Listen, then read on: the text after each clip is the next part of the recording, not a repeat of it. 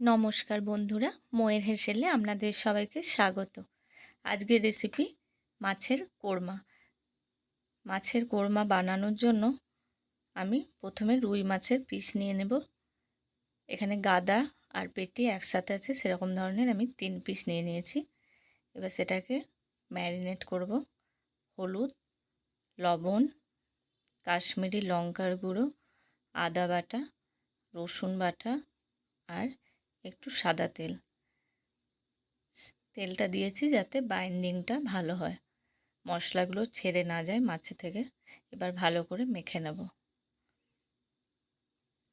এটা মেখে 5 থেকে 10 মিনিট মতো রেখে দেব। এবার একটা বাটির মধ্যে কিছু চিনেবাদাম, কাজু বাদাম আর কিশমিশ একটু ভিজিয়ে রেখেছি। এবার একটা কড়াইয়ে সাদা তেল দিয়ে দেব। এবার ওর মধ্যে পেঁয়াজ কুচি দিয়ে পেঁয়াজটাকে বেরেস্তা করে নেব। পেঁয়াজটা ভাজা হয়ে গেছে, এবার কড়াই থেকে তুলে নেব। এবার বেরেস্তাটা ঠান্ডা করতে দেব। এবার ওর তেলের মধ্যেই, যে তেলটাতে আমি পেঁয়াজটা ভেজেছি, তার মধ্যে ম্যারিনেট করা মাছগুলো ভেজে নেব। এবার একটা মাছ ভাজা হতে হতে একটা পেস্ট বানিয়ে নেব। বেরেস্তাটা ঠান্ডা হয়ে গেছে, বেরেস্তা নিয়ে নিয়েছি একটা মিক্সি জারে। আর এখানে বাদাম, কাজু বাদাম আর কিশমিশ এগুলো নিয়েছি। আর শুকনো আর কাঁচা লঙ্কা, লাল লঙ্কা নিয়ে নিয়েছি। যে যেমন ঝাল খাবে সেরকম নেবে। এবার একটা স্মুথ পেস্ট বানিয়ে নিয়েছি। এদিকে মাছগুলো আমার এক পিঠ করে ভাজা হয়ে গেছে, উল্টে দেব। দুটো পিঠ মাছ ভাজা হয়ে গেলে তুলে নেব মাছগুলো। মাছগুলো সব তুলে নিয়েছি, দেখুন সুন্দর করে ভাজা হয়ে গেছে মাছ। এবার ওই মাছের তেলে, মাছ ভাজা তেলের মধ্যে আর একটু সাদা তেল দেব। এবার তেজপাতা আর এলাচ, দারচিনি, লবঙ্গ, জয়িত্রী ফোড়ন দেব। একটু মশলাটা ভাজা ভাজা হলে গোটা জিরে দিয়ে দেব। জিরেটা একটু ভেজে নেব। ভাজা হয়ে গেলে রসুন বাটা দেব। রসুনটা একটু নেড়ে নেব। তারপর আদা বাটা দিয়ে দেব। এবার আদা রসুন দুটো মশলায় ভালো করে ভেজে নেব, যাতে ধরে না যায়। একটু সামান্য জল দেওয়া যেতে পারে, খুব সামান্য। এবার মশলাটা একটু কষিয়ে নেব, যাতে রসুনের কোনো গন্ধ না থাকে। এবার পরিমাণ মতো হলুদ দেব,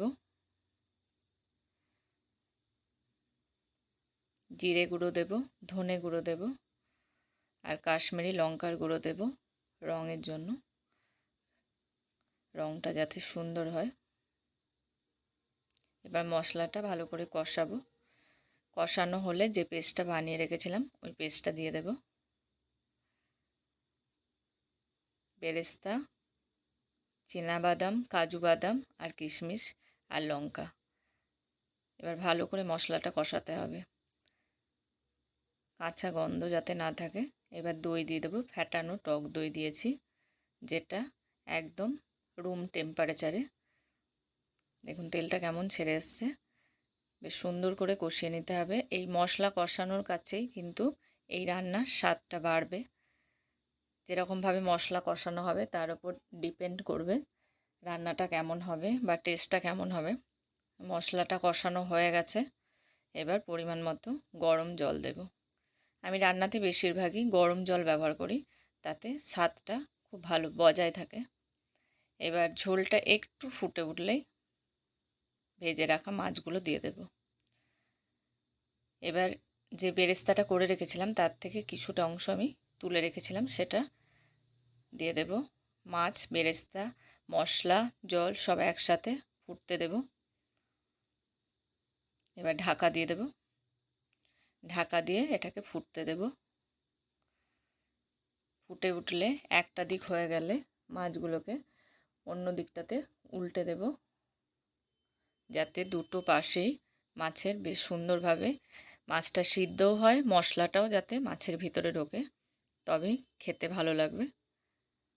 আবার ঢেকে দেব। দেখুন মাছ রান্নাটা প্রায় হয়ে এসছে। এবার গরম মশলা আর ঘি ছড়িয়ে দেব, তাহলে মাছের কোরমা একদম রেডি। ডিনার বা লাঞ্চ দুটোর সাথে এটা জমে যাবে। অবশ্যই বানিয়ে দেখবেন, এত সুস্বাদু হয়, না বানালে বুঝতে পারবেন না। অবশ্যই বানাবেন, বানিয়ে খাবেন, বাড়ির লোককে খাওয়াবেন, খুব ভালো লাগবে। এবার আমি সার্ভ করে দেব। দেখুন গ্রেভিটা কেমন এসেছে, সেরকম গন্ধটাও খুব ভালো ছড়িয়েছে। ভিডিওটি ভালো লাগলে লাইক করবেন, শেয়ার করবেন, রেসিপিটি অবশ্যই ট্রাই করবেন এবং কমেন্ট করে জানাবেন কেমন লাগে।